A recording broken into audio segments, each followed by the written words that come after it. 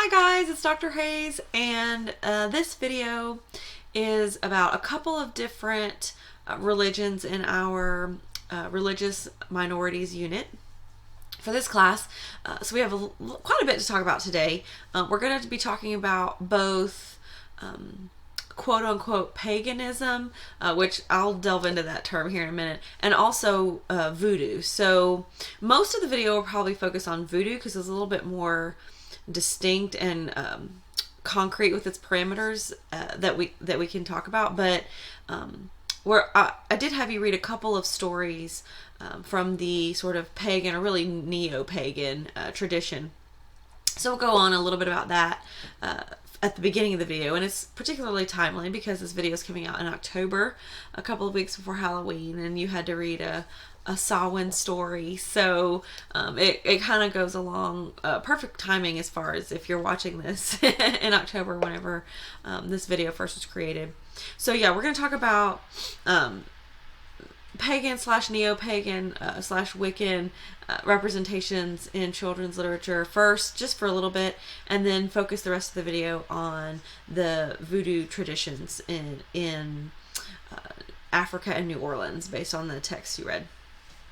So the first religion I want to talk about is paganism, which is a broad term. So I wanted to kind of unpack that term a little bit first, and then talk about the texts you had to read for today. So the term pagan was originally developed by the Christian church as a derogatory term.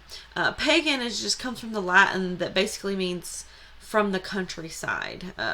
And so it was descriptive of the sort of polytheistic, nature worshiping religions that were practiced by people in the rural countryside areas, people who weren't civilized. Think of it's the same way of saying yokel or bumpkin or redneck or something like that. That's kind of the same idea, the same attitude that was behind that concept of pagan back, in the early days of the Christian church. And so it was used as sort of an equal term along with heathen, or in Islam there's the term infidel, right? Kafir, which means unbeliever or non-believer. So like a lot of Judaism has Gentile to mean, someone who's not of the people, not of the chosen people, not of the faith. And so pagan was sort of a catch-all term that meant like a country bumpkin who is not civilized and who worships many gods and nature and things like that. And so that's kind of how it existed for a long, long time. Well, here's a little literary history for you. At the dawn of the Romantic period, at the beginning of the 1800s, if you've had a Brit Lit class, or if you've had my children's lit class, we've talked about this. At the turn of the century, into the 1800s, the beginning of the 1800s and very end of the 1700s, was the Romantic period in British literature. And it was spearheaded by Wordsworth and Coleridge and William Blake a little bit before that, and Keats, and so there's all these different poets who are associated. Mostly Wordsworth and Coleridge kind of kicked it off and got started. But starting with the Romantic period and moving on forward into the Victorian era, there was this sort of renewed fascination with and interest in classical, sort of ancient periods of time. And so there was this resurgence in interest in mythological deities, the Greek gods and the Roman gods and the Norse gods, and things like that. And so along with that, it became sort of this resurrection of these sort of previously considered pagan traditions, making sacrifices to the gods, like leaving out gifts and things at the statues of the various gods and goddesses, praying to them, and so with this sort of neoclassical resurgence in the 1800s, there became this also renewed interest in some of the nature worshipping polytheistic everything, all of the animals and everything have spirits and souls, kind of lots of different ideas. And so that's why when I say pagan, that's not really a religion by itself. There's lots of traditions and belief systems that come under that. And so within the 20th century, with sort of the, I guess the human rights campaign activists with civil rights and the feminist movement and post-war activism and anti-war activism, part of that was religious freedom, was part of the result of what came out of this sort of human rights campaign throughout the middle of the 20th century. And so with this sort of emphasis on religious freedom and the interest in the ancient polytheistic religions and the occult and all kinds of things that came out in the Victorian era, you have this sort of reclaiming of the term pagan as a sort of positive descriptor of people who have embraced sort of natural spiritualism over organized religion. Specifically, it was an alternative path to the Catholic Church, an alternative path to the Protestant Church. It's more of a natural spirituality, even polytheistic. Also an emphasis on the divine feminine, the divine female form.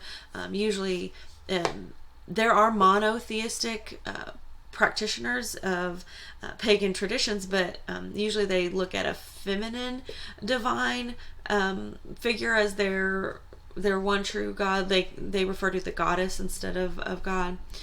So all of these terms I'm describing are just very general examples of how modern practitioners and observers of various pagan traditions believe and practice. So under the sort of pagan umbrella, what's more accurate now is the term neo-pagan, which is sort of a descriptor of the sort of modern interest in polytheistic nature worship, the divine feminine, the elemental worship of the elements of the earth, water and fire and wind and things like that.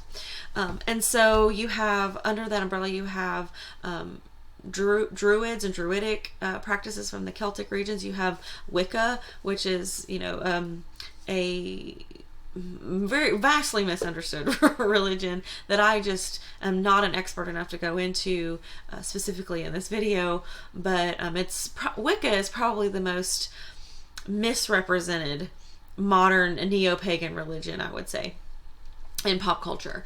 We have plenty of depictions of witches and people doing spells and witchcraft and things like that. It's very popular in pop culture with TV shows and book series and that depict witches in various ways. And so I would say that Wicca is probably the most misrepresented neo-pagan religion.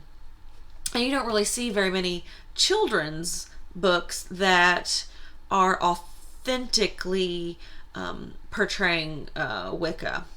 You have lots of children's books that have witches in them, but it's more of the commercialized, cartoony, pointy hat, wart on the nose, that kind of witches. But here around Halloween we have a lot of that. We have a lot of that in sort of modern Western culture. But the traditions of Wicca and what they sort of observe goes back quite a long way, right? But it's only been in recent decades that it's been sort of had a resurgence of interest, and serious practitioners who take the sort of devotion to the goddess, celebration of the various lunar cycles, the solstice and things like that, very seriously. They incorporate it as part of their lives. So for that sort of the neo-pagan tradition, I gave you just a couple of things to read. You had a short story called The Troll Tear, and it's a Samhain story. That's how you pronounce that word.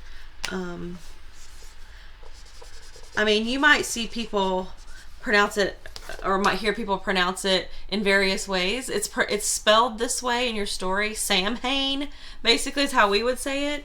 But the official pronunciation of that word is Samhain, and it's what sort of modern day Halloween is based on. It's the same sort of tradition, the festival.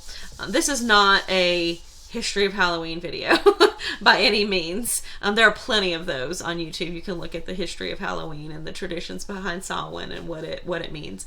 But you had a story. So I found one on a Wiccan sort of, I don't know what you'd call a site, and it had history and traditions of Wiccan beliefs. It had a bunch of different, it had a whole parenting page. The reason I went to this one is called Lady Bridget, I think is what it was. I'm not saying I claim this as like a authoritative Wiccan website, but it had a whole parenting section, raising Wiccan children and raising your children in the Wiccan tradition. And part of the parenting page was a bunch of stories and like bedtime stories centered around holidays, and sort of harvest rituals and various little like rhymes and all kinds of little things that you could do with children, and ideas for raising sort of neo-pagan children. So that's why I went to this page. And so I just kind of picked one of the stories about Samhain because it was timely for our class right now. We're in October. So if you're interested in more about like the history of All Hallows Eve and some of those festivals, definitely you can look that up. I'm not going to go into all of that. That's not really what this is for. I just wanted to talk a little bit about how that the neo-pagan community is definitely active and alive in sort of our modern times, but I noticed there's not a lot of specifically children's quote-unquote literature that I could really find that was not like little kids dressing up in pointy hats and being witches, or some sort of a fantasy story like that. Or the other one is what you commonly find is instructional, like nonfiction. I would say non-literary texts where it's like teaching children about the basic ideals of Wicca, or a more generalized neo-pagan mindset. Teaching basic rituals and spells, teaching about their basic beliefs, more like instructional guides for children if you're trying to raise your child in this tradition, right? Rather than actual stories, a narrative form with a plot and characters and fictional like that. I was hoping to find more like that. I did find a few, and I picked one for us to read for this class. This one, Aiden's First Full Moon Circle. Everywhere I looked, all the sites I went to, all like the best of lists I looked for, all listed this one as sort of the OG, like good, sort of neo-pagan, Wiccan story for children. And like literature, not like an instructional book or whatever. But just like any other book for children, it is instructional, right? It has these terms. It has a glossary. We've talked about in our class, we've talked about having, multicultural texts that have a glossary of terms.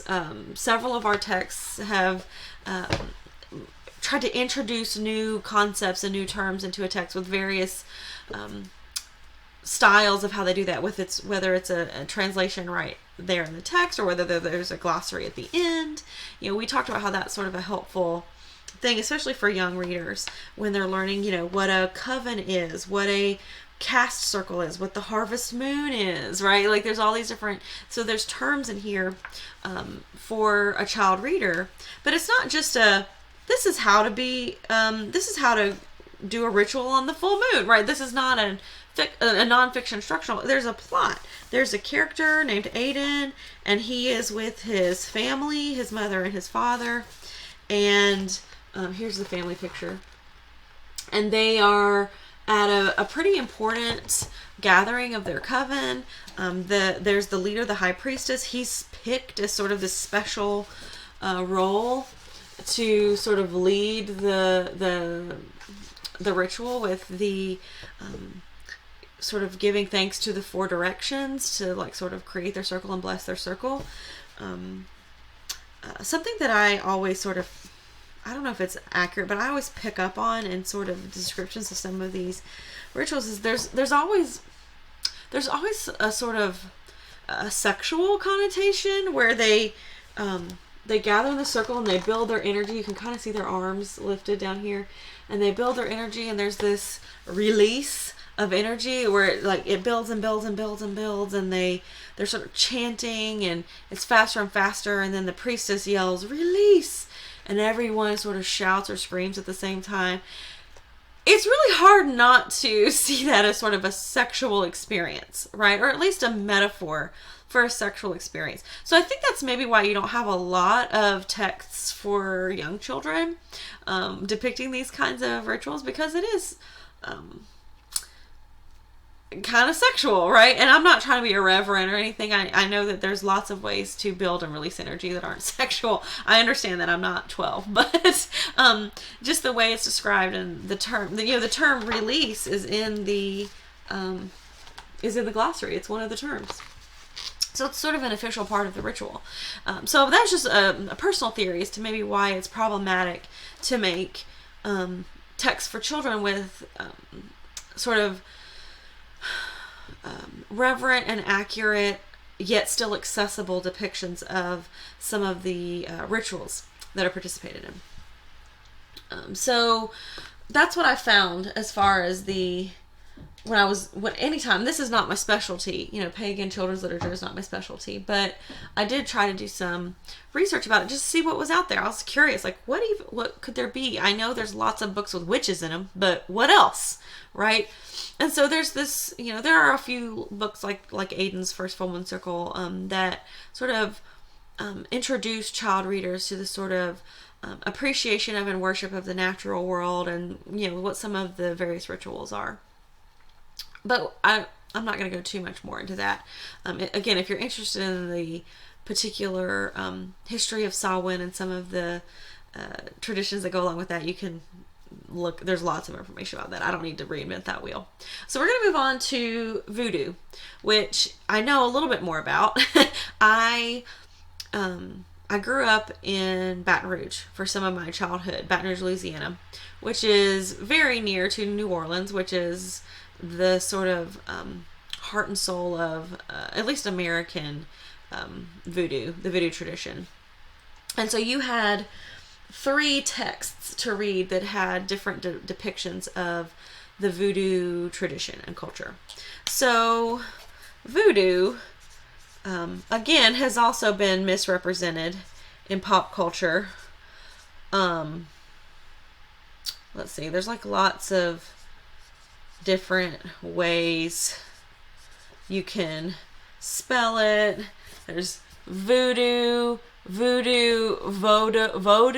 Oh, sorry, I'm backwards. Vodou. There's all different ones. So, in Haiti, they spell it like this. Did I just misspell Haiti? I feel like there's 2 T's in Haiti. Oh well.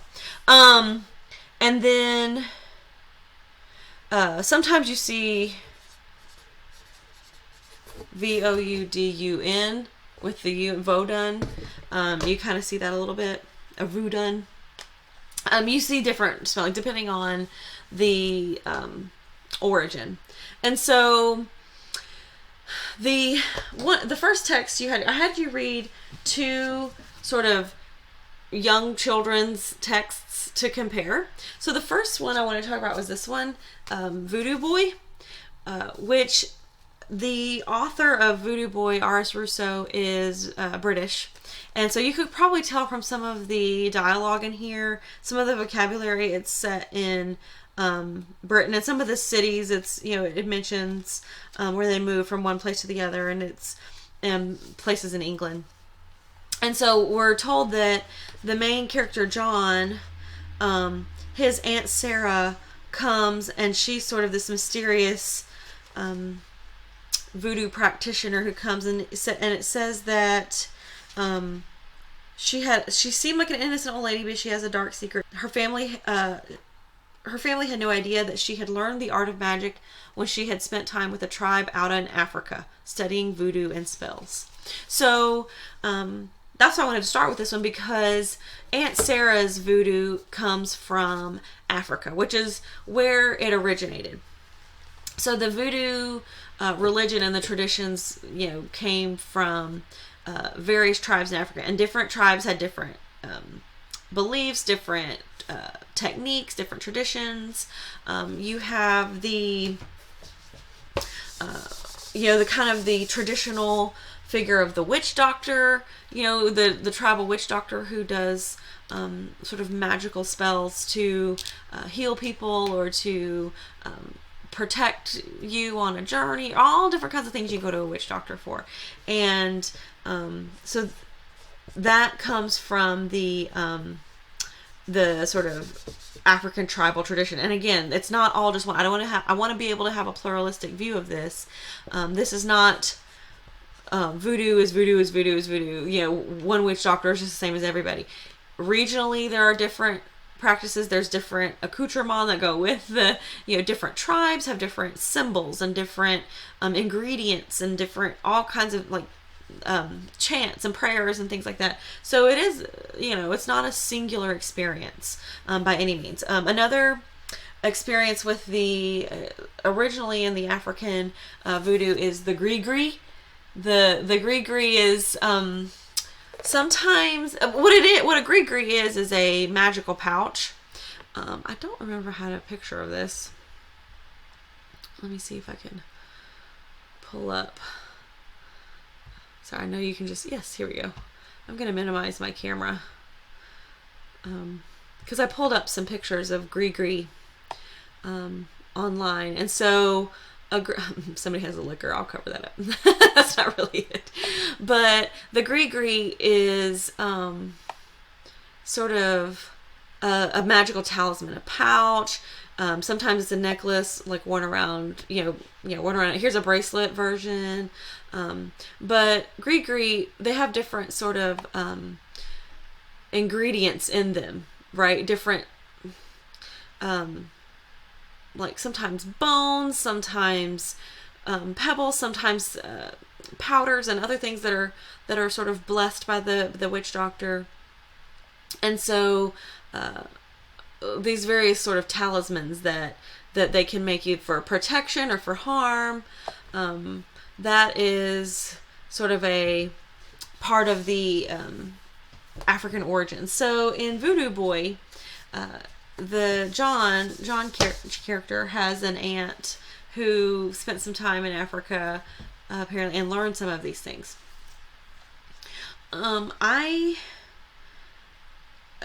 She also, this is what's interesting. I wanted to have you read this one. I would say this is not accurate or well researched depiction of voodoo. This is a more commercialized depiction of voodoo, right? And so it doesn't seem to have any sort of, other than mentioning that John is from an African, John's Aunt Sarah spent time with an African tribe and learned from them, but the magic phrase that she teaches him is Virtuant retro virtute. That's Latin. That's Latin for the power returns back, or the power turns back, or something. I had to look it up. I'm not a big Latin. I took Latin, but I had to translate it. The power returns, the power turns back. So I don't know. I don't think that sort of traditional voodoo practitioners use Latin. So that's, Rousseau seems to be combining elements of various magical traditions. But I did want to point out the voodoo in this book is very antagonistic, right? It's very sort of fueled by revenge and revenge and hatred toward those who've done him wrong. It's very much a Carrie kind of thing where, he finally goes nuts on the bullies at school and exacts his revenge. And the depictions of the nanny, Fleur, who is just awful, and it's child abuses him, and the neglect of his parents, and I want to kind of reach out to Russo and be like, who hurt you? Who hurt you? But we have this child who's going through lots of trauma and is neglected on all sides, and except for his Aunt Sarah, who is like teaching him to take care of himself and fight back, right? She's given him sort of the tools to fight back. And so one thing that I think is sort of something that's like kind of damaging that you don't often see in a children's story, I marked it. At one point, he says, John decided not to say anything more. No one believed him, and it seemed to make things worse when he did try and tell grown-ups the truth. He lay in his bed and unable to sleep. So that is the sort of, it's an alternative message that you see when a lot of children's stories of, usually it's like, if someone's bothering you, if you're in danger, go find an adult, go find someone you trust, talk to them about it, tell them what's happening. Well, in John's life, all of the adults in his immediate vicinity are unreliable. His nanny abuses him. His parents are neglectful. It seems like his teachers at school, are unattentive and don't believe him, and he gets in trouble if he tries to defend himself. So you have this message of you have to look out for yourself. No one's looking out for you. The only person looking out for John is his magical witch aunt, who teaches him voodoo, yet using Latin. And so, but she doesn't teach him how to do it. She morally just like touches him, gives him the spell. And so even with the front, we have the art on the front, the voodoo boy, with a voodoo doll with pins in it. That's not even part of the story inside. That's not even what happens in the text. There's no voodoo doll. He makes himself a voodoo doll, right? Where if he raises his arm, he can direct somebody else to raise their arm, and then Aunt Sarah teaches him, that gives him the spell how to do it with his mind, where he can think what he wants someone to do. So it's almost like he makes the other characters into voodoo dolls, and if he harms himself, the harm will transfer onto somebody else, and if someone harms him, it'll go back on them. If he says the Latin phrase, that kind of a thing. So you might have been reading this week and be like, what even is this, right? Well, I want, for two reasons. I wanted you to have this as a comparison, and it mentions Africa as sort of the origin of the magic in the story. And also I wanted to demonstrate that there aren't really a lot of voodoo children's stories. That might surprise you, but there's not hardly any stories. You have depictions where there are, mentions of a voodoo doll or, something like that. Maybe in like a Goosebumps type story or something where there's a voodoo doll and somebody finds a haunted item and it comes alive or makes them do things. So this is sort of an example of sort of a mainstream, unresearched depiction of voodoo in a book for children. So I wanted to compare it to Juju the Good Voodoo. This is another book for... I'm covering her up. This is another book for children that features voodoo. But by contrast, I think you can see the difference, right? You can see the sort of the background knowledge present in this text. So voodoo traveled with captured slaves across the ocean. That's how it ended up in the United States. And it settled really where it was... it settled in and sort of flourished in the sort of coastal Mississippi Delta region. That's where the blues music came from. That's where, we have all these legends about the crossroads and selling your soul to, Robert Johnson, the blues guitarist who met the devil at the crossroads and sold his soul to, play the guitar really well. That kind of a thing. So the sort of Mississippi Delta region and then concentrated at the heart of the Delta in New Orleans, right? So New Orleans is the American home of the like Creole voodoo. The language of voodoo is Creole. And especially because Louisiana was French land and French property, it's still very much heavily influenced by French culture. They don't have counties in Louisiana; they have parishes, and a lot of the history of Louisiana, a lot of the landmarks and the figures from Louisiana past are French. Mardi Gras is a French tradition, right, that is carried on in New Orleans. So the Creole is a combination of slave culture and French traditions that sort of has mixed together. And the voodoo traditions that came over from Africa with the slaves and settled in America in New Orleans and Mississippi Delta area, combined with some of the traditional French cultural elements as well, and created a whole new sort of practice. The gris-gris are still a part of it. Tarot card readings are a part of it. And witch doctors, which they call Bokor. That's how you spell that. A Bokor is a Creole voodoo witch doctor. You also have the very closely related to the New Orleans voodoo. You have the Haitian version, which the Caribbean, or Caribbean, if you will, however you say that, the Caribbean area, various islands in the Caribbean, specifically Haiti, sort of seems to be a concentrated place. Sort of a splintered off version of voodoo settled in the Caribbean area as well. They have Haitian voodoo has its own spirits. It has its own gods. They are called Loa.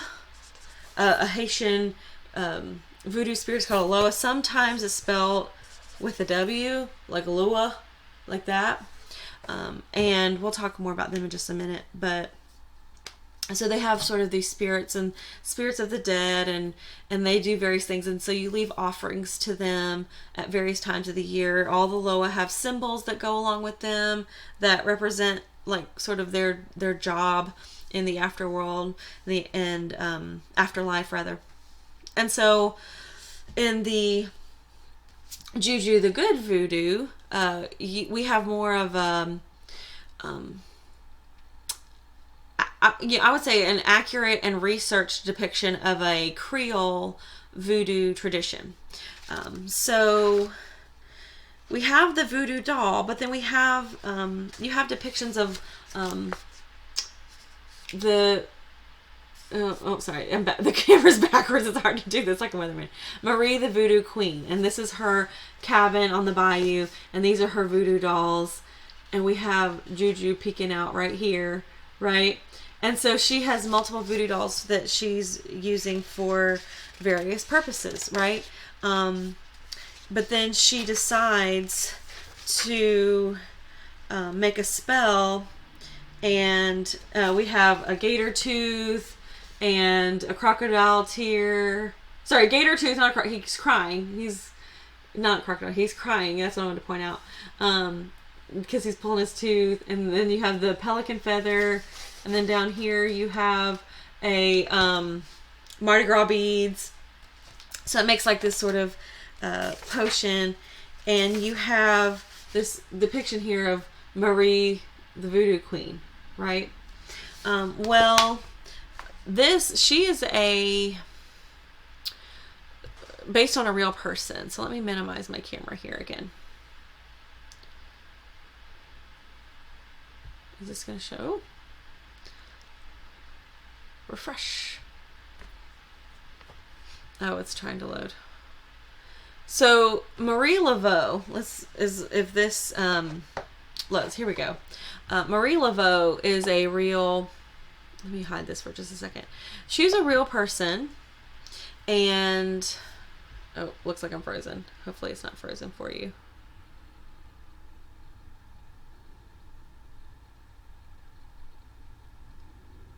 Okay, here we go. I think I was frozen for just a second. So Marie Laveau is a real sort of voodoo practitioner from New Orleans, and my computer's trying to catch up. So this Marie the Voodoo Queen from this book is a depiction of Marie Laveau. She's mentioned in the other text you had to read for this week as well, the from Beautiful Creatures. But I have here just some pictures of her. But she is sort of revered in New Orleans as sort of the most well-known, most well-respected practitioner of the voodoo tradition, and of the voodoo religion. And people would come to her, and her magic was more positive. Like, she would bless them. She would make little gree for them, or she would read their situation, give them advice, and a lot of people come to her for healing of various things. So she's this very well respected figure in sort of the voodoo tradition in New Orleans. And the reason I know that that's who Marie the Voodoo Queen in Juju is, she's supposed to give the inclusion of Marie Laveau as the character, as the Voodoo Queen in this book, basically validates the fact that Juju as the doll is intended for good and is intended to do good deeds, because Marie Laveau is considered to be a positive figure in voodoo tradition. And so having her as the magician who makes Juju sort of puts, like, especially local kids, like kids in New Orleans, kids in Louisiana, if they've learned about who Marie Laveau is, and they would be, oh, okay, if Marie made her, then she's safe and she's good, and she will do good magic, right? And so the reason I know that that's Marie Laveau is because this is a cool thing, you guys. I noticed that this Michelle Hirstius, I think is how you say that, Hirstius, she had a website, and I went to her website. There's lots of Juju books. There's a whole series of Juju books. There's Juju Saves Christmas on the Bayou, and it's got Santa Claus with it. And there's I think there's about five or six of them. There's different ones. And so I went to the website and found that Michelle has a contact. So I emailed her. I emailed her this weekend and said, hey, listen, I'm a college professor. I have a degree in children's lit. We're going to be talking about your book in class. Just wanted to let you know. I also wanted to confirm, is Marie the Voodoo Queen supposed to be Marie Laveau? Well, she emailed me back, you guys. It was so cool. She emailed me back and thought it was so neat that her book was being used in a college course. And she's like, yep, that's exactly right. She's Marie Laveau. She did a whole lot of good for the people of New Orleans, and was just a figure of healing and peace, and we just really admire her. So, and she was like, if you have any questions or need any insight or whatever, let me know. I think it's really neat that your class is reading my book. And so if you guys have any questions about Juju, you can let me know. I can hook you up with the author of the book. I do have a picture of her. Let me pull up. So there, you can go on Etsy, I think. There's like a shop. She has an Etsy shop where you can get little Juju dolls. And this is the author. And so she she's born and raised in Louisiana. She lives in Louisiana, New Orleans specifically. And so her she's sort of got the cred, right? She's born and raised in New Orleans. She's a local. She's learned about these traditions growing up. I can tell you from someone who grew up in Baton Rouge, Louisiana is very proud of Louisiana history, right? They're very proud of Louisiana history. That's what you learn in school. You learn Louisiana history. You learn U.S. history and all world history too, but they make sure that they teach specifically Louisiana history in your classes. I've never lived in a state where it was more proud to be that state. And so, as someone who's a local author, there's something of credibility that goes with that, more so than, say, the author of Voodoo Boy, who lives in England and seems like is mixing a multitude of sort of commercial ideas about voodoo into the book. The Juju books have sort of a local authenticity. They've also been recognized. I'm gonna not get this right because I don't have it in front of me, but the Juju books have also been recognized by there's like a Louisiana State Cultural Society, almost like a seal of authenticity, right? So the books have been given sort of the stamp of approval by the City of New Orleans Cultural Preservation, State of Louisiana Cultural Preservation Society, that kind of thing, as being sort of, I don't know if it'd be an award, but it's sort of a certificate of authenticity, seal of approval, that they represent the culture accurately and positively. And so this is the only series, and I've looked, I mean, I'm going to blow myself back up here. I have looked, and this is the only series that I could find, or the only books I could find, aimed toward young children, with the aesthetic, with the crayon drawings and the simple vocabulary, aimed toward young children, that depicts the voodoo religion and the voodoo tradition with sort of positivity and respect. And I looked, and I grew up in Louisiana, and I remember, I don't remember there being a lot, or any, available. So I really think it's cool that, Michelle, I feel like I'm butchering her last name, Herstius, has made, this series, and that that she's so accessible and approachable about it. She goes and travels around at schools, and she'll bring her Juju doll, and she reads the stories and answers questions and things like that. I don't think that Michelle herself is sort of a voodoo practitioner, from what I could find. I think she's just a proud New Orleans resident who is wanting to sort of depict the culture accurately and with respect.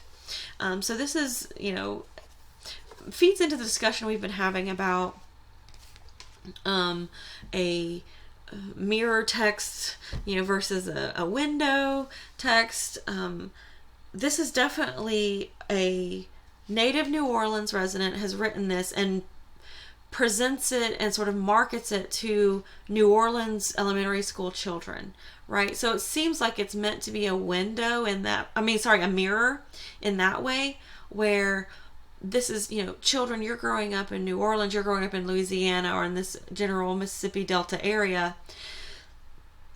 Don't believe all the tourist attractions about voodoo in New Orleans, and don't always believe everything you see in pop culture about voodoo dolls and gree packets and things like that. There's another side of that coin too. So I think that she's definitely she's definitely produced a mirror text here.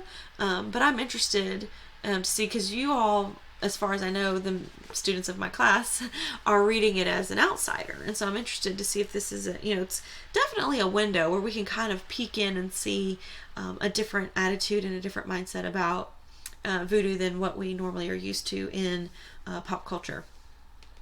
So we can talk more about that in person next time we meet, if you'd like. We can take a little bit of time to talk about that. But anyway, I thought it was just really neat that I got to have a little interaction with the author, and we had sort of a back and forth, and she was thrilled that we were going to be talking about her book and talking about Marie Laveau, and so I told her I would promise we would try to do her text justice with our discussion in our class. So yeah, if you want to continue and ask me in person any questions about this, I would be happy. The other voodoo depiction that you had to read was in this book, Beautiful Chaos. I don't know if anyone's ever read the Beautiful Creatures series. This is the third book in the, you can kind of see it on the back, Beautiful Creatures. They made a movie a few years ago. It had Jeremy Irons in it, and the movie wasn't great. It wasn't great as a remake of the book. As a standalone movie, it was fine. It was like graphic, like the effects and everything were fine. The acting, I really liked all of that. But as an adaptation of Beautiful Creatures, I was very disappointed because it just was so off and different, and it left no room to carry on the series, which is the series I love. So Beautiful Creatures is written by Kimmy Garcia and Margaret Stoll. It's two co-writers who sort of collaborate and send chapters back and forth to each other. And the world of the series is set in the sort of modern day South Carolina, North Carolina, that kind of area. And there is a race of creatures called casters, which is like casting a spell, magic, and it is a genetic thing. You're born as a caster. There are other sort of supernatural creatures in this series. And the narrative, what I love about this is that we're used to fantasy, sort of creature, teen, YA books. Like, this is definitely a YA. The ones I had you look at before were for children. This is a YA. We're used to those books, but this one is unique because the narrator is a boy, is a high school boy. And so the normal character, the human, is a boy. And then the mysterious magical creature is a girl, a caster teenage girl. And so it's kind of different from what we're used to. It's normally a sort of an innocent young girl who is drawn into this, supernatural world. But this one is the protagonist is a boy. So it's just kind of unique in that way, which I really liked. And so I know when you were reading this little excerpt I had you read out of the, beginning-ish of the third book, I realize it's probably confusing, and that's perfectly fine. But the main thing is that the main boy, the narrator, has a long-term sort of live-in nanny. The Amma, AMMA, the Amma character that's in here that they're following.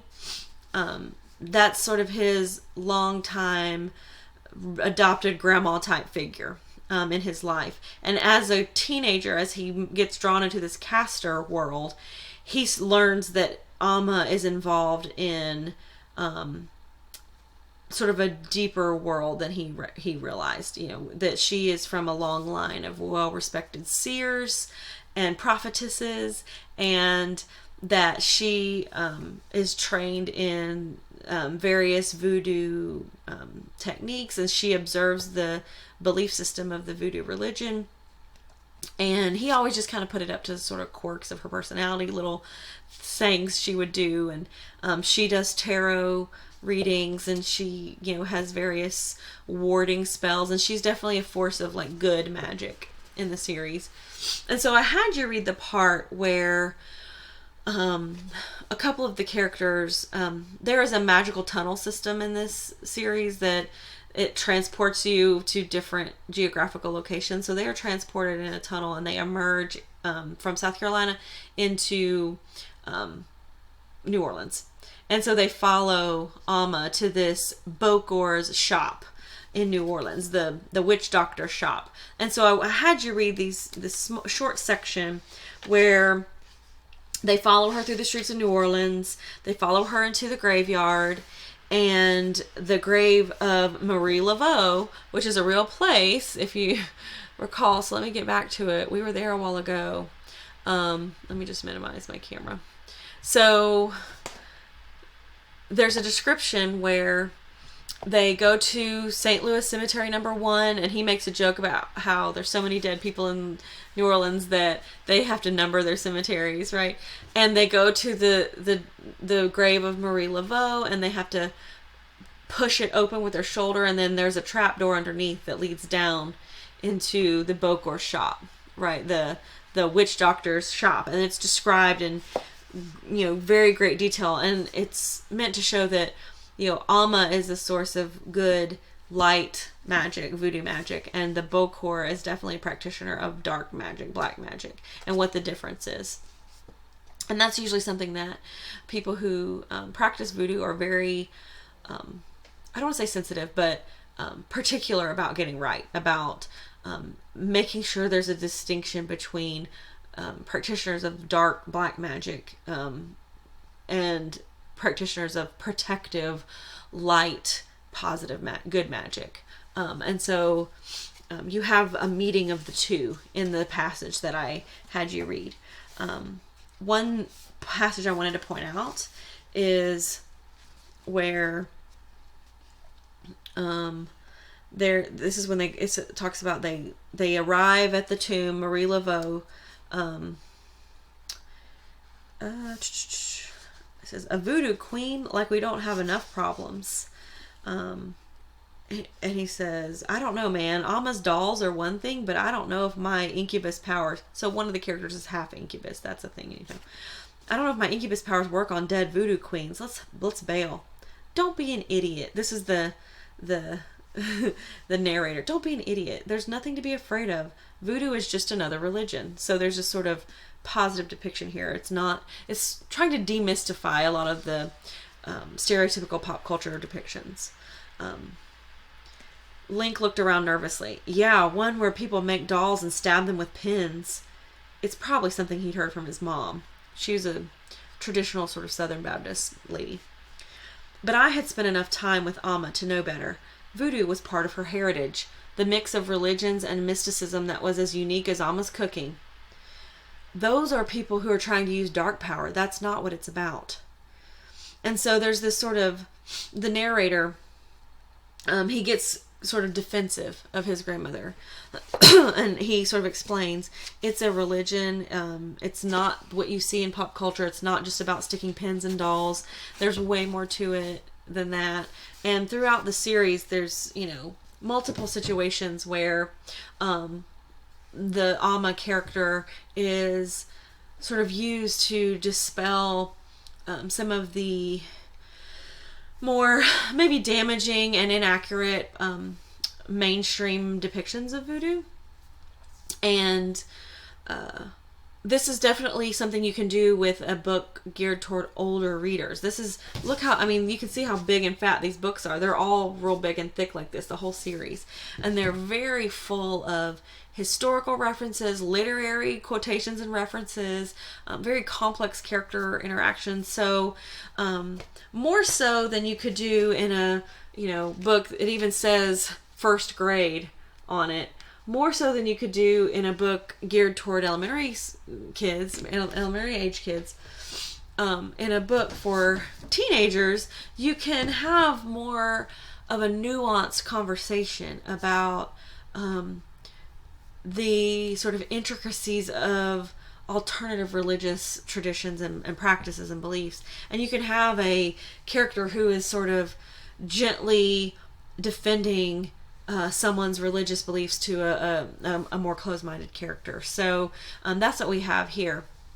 Again, you don't see that very often. Even there's not a lot of depictions of that. Maybe some of the more traditional mainstream religions like Judaism or Islam, you have maybe in books for older readers, you have characters who are a little bit more respectful of the religious practices of a character. And maybe are able to defend the existence of that religion to their friends or whatever. But I can't recall really many situations where voodoo is the religion being sort of graciously depicted, right, and defended by the character. So that's why I know it was completely out of sort of order of where you would read this, and it's just a few pages out of the middle of the third book. But the main thing was so you could see how the characters talked about voodoo, and the very descriptive sort of visceral experience of being in the Bokor shop on the in the real, very real place of Marie Laveau and her tomb. And that, I mean, it really doesn't have a Bokor shop underneath it. That's fiction, obviously, for the story. One more thing I want to talk about before we're done, and that is, I'm just gonna go there. That is the Princess and the Frog. So I'm gonna move me where I'm not in the way. So the Princess and the Frog is Disney's only animated, only African American princess, right? In their sort of Disney princess line, they had sort of a diversity problem for a while with Cinderella, Snow White first, then Cinderella, then Sleeping Beauty. All three, white. You had Little Mermaid and Belle. So we kind of had this sort of tradition of sort of white princesses in Disney.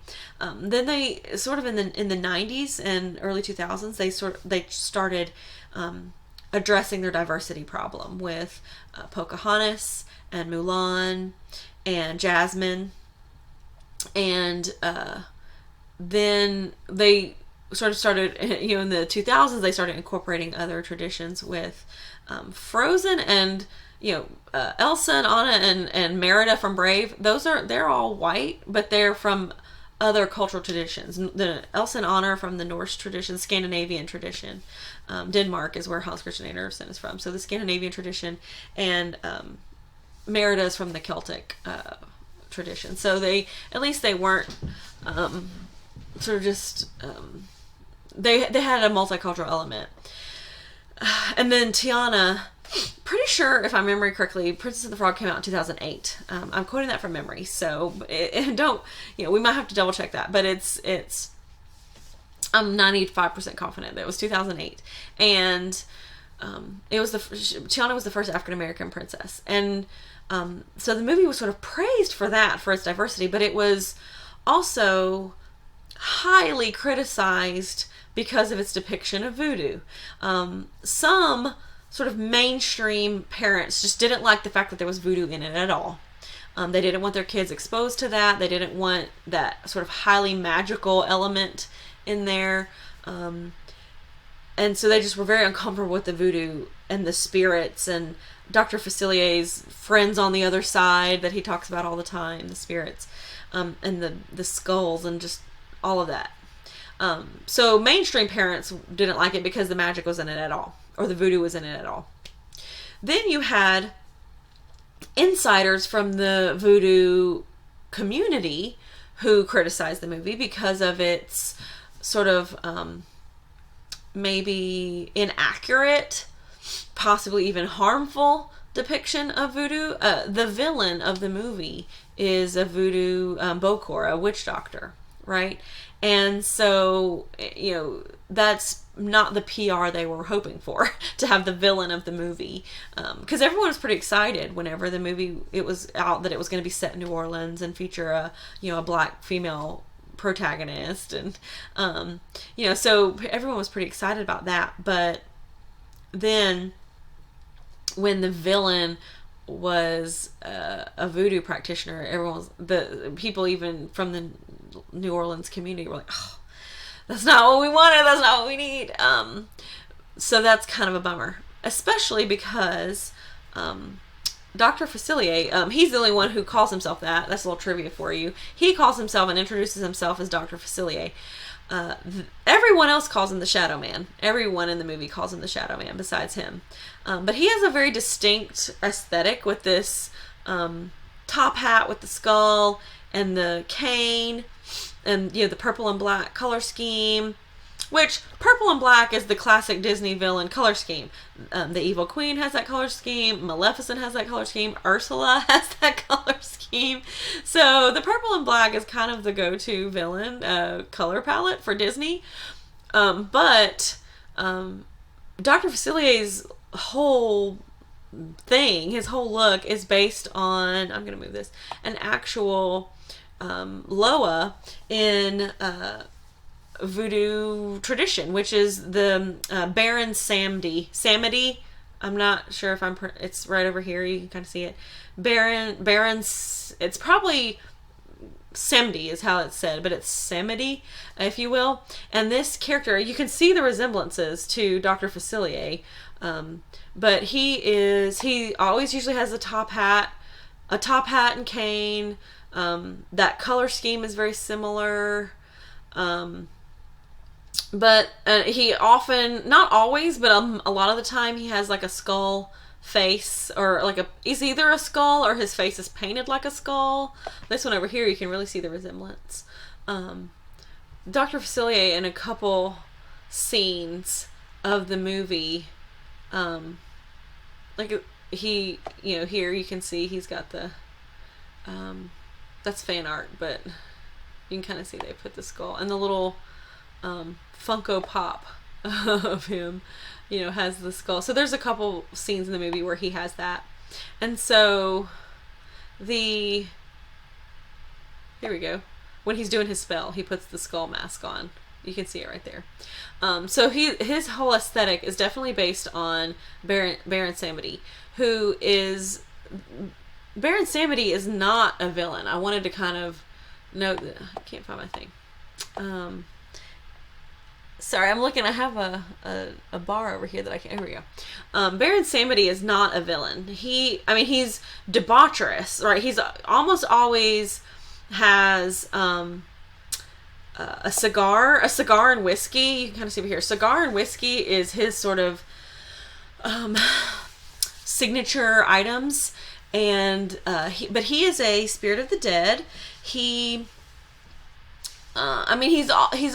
kind of lewd, and he's known for making dirty jokes, and he swears all the time, and is always like drinking and smoking. So he isn't like a, admirable children's type of figure, but he is, his job in the afterlife is he basically allows spirits to cross over. So he kind of decides who gets to cross over, and he digs your grave and welcomes you in and lets you lie down in it. So he's a spirit of the dead, and he has sort of a function where he sort of welcomes your spirit into the afterworld. So if someone, but he's also a spirit of resurrection. So if you're close to death and you can appeal to him in time, he can make sure that you don't go to the afterlife yet, that you stay alive. He can resurrect you, right? If you are close to death. So he sort of polices the barrier between life and death. So a lot of times, if someone is close to death, they will make an offering to him, pray to him. They'll use his markings. All of the Loa have sort of a marking that goes along with them. His is a shape of a cross like this. So sometimes you'll see people make shrines to him with a cross. And so they'll make his marking if someone's sick or close to death.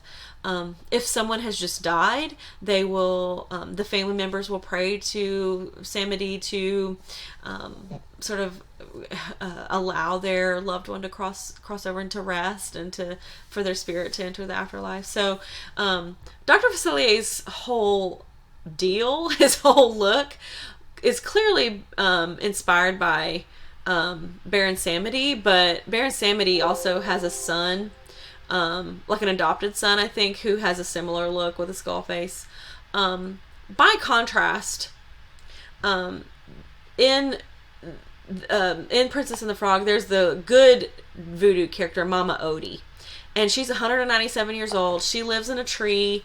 She wears all white, referencing how good she is. Her pet snake is named Juju, just like Juju from the book, right? Her character's name is Juju, and her snake, and she helps Tiana figure out how to break the spell from becoming not a frog anymore. And so Mama Odie is very much a depiction of good voodoo magic. As compared, so the movie doesn't just villainize voodoo; it shows an alternative as well. which I really appreciate. And I think that, Mama Odie doesn't get enough credit for offering an alternative view of voodoo in the movie.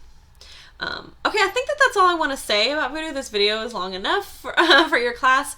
If you have any questions about everything that we talked about or that you read for this week, just let me know. And I will talk to you guys later. All right, bye.